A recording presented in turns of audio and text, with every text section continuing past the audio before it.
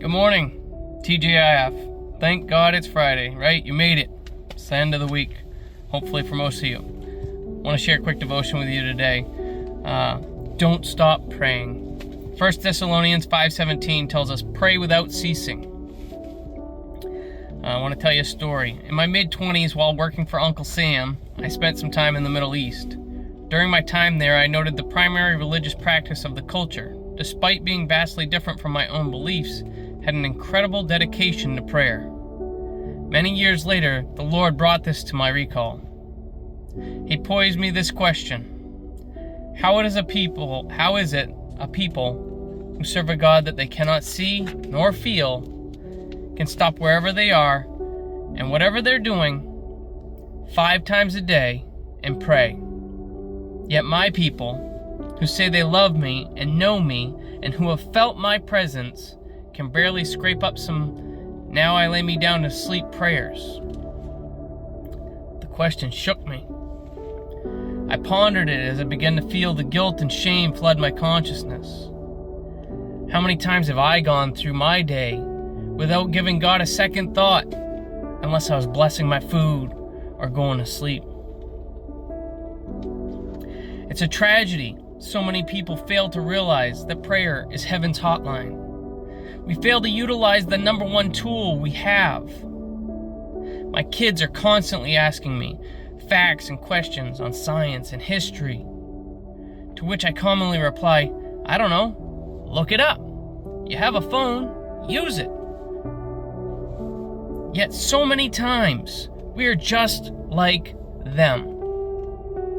We wander around wondering why our lives are the way they are, why we can't move forward, why we're struggling with the same struggles over and over and over. So many questions fill our minds, and we have the tools to unlock the answers, and we choose to just not use it. The Bible mentions prayer over 650 times. In Matthew 6:6, Jesus tells us to pray in secret. In Philippians 4:6, the Bible tells us to pray with thanksgiving.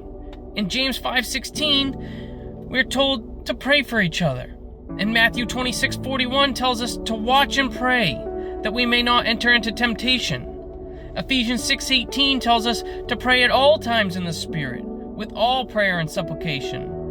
To that end, keep alert with all perseverance, making supplication for the saints.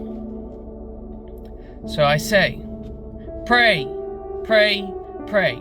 If you don't know what to do, pray. If you don't know how to do it, pray. If you don't know where to start, pray. If you need help, if you need encouragement, if you need direction, pray. 1 Peter 3:12 tells us, For the eyes of the Lord are on the righteous, and his ears are open unto their prayers. But the face of the Lord is against them that do evil.